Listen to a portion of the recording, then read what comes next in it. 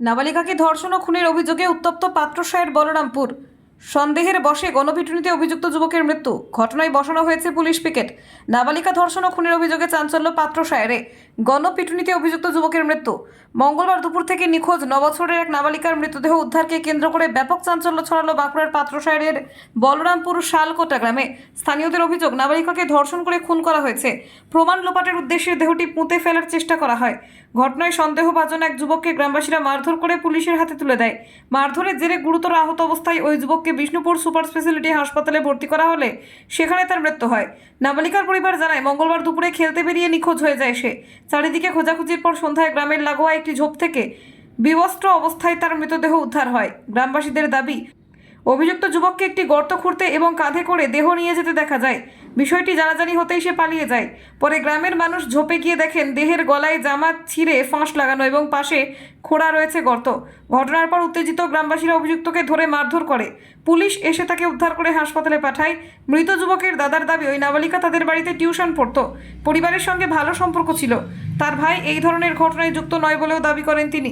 এদিকে গ্রামে উত্তেজনা থাকায় মোতায়েন রয়েছে পুলিশ বাহিনী। গ্রামবাসীদের একাংশের দাবি, অভিযুক্তের পরিবারকে গ্রাম ছেড়ে চলে যেতে হবে। মৃতদেহ দুটি ময়না তদন্তের জন্য পাঠানো হয়েছে বিষ্ণুপুর সুপার স্পেশালিটি হাসপাতালে। ঘটনার তদন্তে নেমেছে পুলিশ।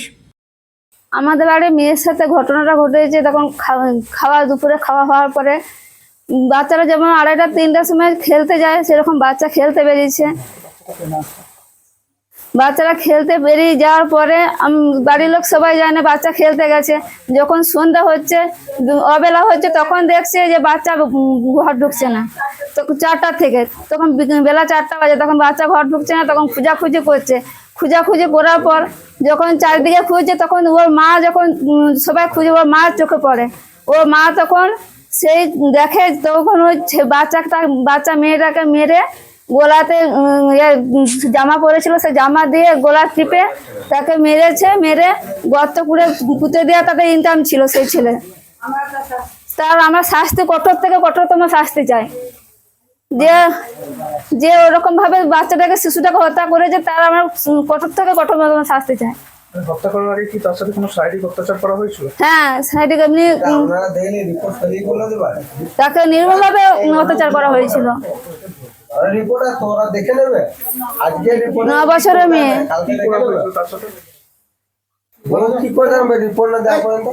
একটা বাচ্চা মেয়েটাকে যেমন ভাবে নির্মম ভাবে করা যায়, সেরকম মানে বলা যাচ্ছে না, বলতে পারছি না আমি আর ওইসব। ঠিক আছে, কি চাইছেন এখন? আমরা চাইছি যে ওদের মৃত্যুদণ্ড হোক, যে ওরকম করেছে তার জন্য মৃত্যুদণ্ড, ফাঁসি হোক। আমরা কঠোর থেকে কঠোরতম শাস্তি চাই। এবারে ফাঁসির শাস্তি চাই। আমার শিশু এরকম করেছে, তা একটা মায়ের কোল থেকে শিশুকে নিয়ে নিয়েছে, একটা মায়ের কোল ফাঁকা করেছে। ওরকম মায়ের কোল তাদেরও যেন ওরকম হয়, আমরা সেরকম আমরা চাই। মমতা লোহা, আমি পিসি। এখন আমি গ্যাস ডেলিভারি কাজ করি। আমি রাত 6:30টার সময় নাগাদ বাড়িতে ফিরি। চান টান খাওয়া দাওয়া করার পরে ওই চা মোড়ে যাই 1 কাপ চা খাওয়ার জন্য। সেইখানে যে বাচ্চা মেয়েটির দাদু সাধঙ্কা, তার সঙ্গে আমার দেখা হয় এবং আমাদের সঙ্গে ঘনিষ্ঠতা আছে এবং ভালো সম্পর্ক। আমার ভাইজির কাছে বাচ্চা মেয়েটি পড়াশোনাও করে। তো সাধনকার বক্তব্য যে নাকি আমার ওই কাকার ছেলে সে কোলে করেছিল, এই কোলে করেছিল, এটাই বক্তব্য। তারপরে আমি জিজ্ঞাসা করলাম যে কোলে করেছিল, তারপরে কি পাওয়া যায়নি? বললাম না, পাওয়া যায়নি। তো পাওয়া যায়নি, তো তাহলে সে কোথায়? যে কোলে করেছিল ওই আমার কাকার ছেলে লালু কোথায় ছিল? না, বলছে না, সে ঘুমোচ্ছে। তাহলে তাকে তো উঠ করিয়ে জিজ্ঞাসা করো। এই বলার পরে সাথে সাথে ওরা আসে আমার সঙ্গে, এসে আমার ভাইকে ধরে তুলে নিয়ে যায়। এখান থেকে নিয়ে যেয়ে প্রচণ্ড প্রহার করে, মারধর এবং গলায় দড়ি দিয়ে টানাটানি হয়, দিয়ে সেখানেই মারা যায়। সম্ভবত মারা গেছে বলেই আমার অনুমান। এখনো পর্যন্ত খবর নাই, তবে মারা গেছে এটা আমাদের মনে হচ্ছে। নিশ্চিতভাবেই মারা যেতে পারে। সম্পূর্ণ সন্দেহবশে। কারণ তাকে যে মারা গেছে বা মরে গেছে, সেটা তো আমরা তো কেউই দেখি নাই। আমরা কেউই প্রত্যক্ষদর্শী নাই, একজনও তো প্রত্যক্ষদর্শী নাই। যেটা হয়েছে সেটা সন্দেহবশে হয়েছে। এখন আমাদের উপরে চাপ দেওয়া হচ্ছে যে ওদেরকে তুলে এনে দাও, নালে নচেত তোমরা বাড়ি ছেড়ে চলে যাও। আমরা কি করবো বলুন, আমরা বাচ্চা নিয়ে থাকি, আমার ওয়াইফ মারা গেছে, আমার দাদা মারা গেছে, আমার একটি ভাইজি আছে বিবাহিত যোগ্য, এখন এই পরিবারে আমরা থাকি এবং তার ঘরে আগুন লাগিয়ে দেওয়া হয়। তার ঘরে আগুন লাগিয়ে দিয়েছে, কালকে রাত্রে থেকেই পুলিশ পিকেট এখানে বসেছে, পুলিশ যথেষ্ট সাহায্য আমাদেরকে করেছেন, ওনারা যথেষ্ট সাহায্য এখন অবধি করছেন। কিন্তু গ্রামবাসীদের বক্তব্য যে এত মারধর করার পরেও যাকে সন্দেহর বসে তাকে মারধর করেও তাদের শান্তি হয়নি। এখন বক্তব্য যে তোমরা গ্রাম ছেড়ে চলে যাও। আর কে হয় আপনার? আমার সম্পর্কে ভাই হয়, আমার কাকার ছেলে। আপনারা এখন কি চাইছেন? আমরা চাইছি যে সুনির্দিষ্ট ঘটনার তদন্ত হোক এবং প্রকৃত অপরাধী ধরা পড়ুক। ওখানে একটা পুলিশ ব্যারিকেড দিয়ে রেখেছে, বলতে গর্ত করা হয়েছিল, বিষয়টা জানেন?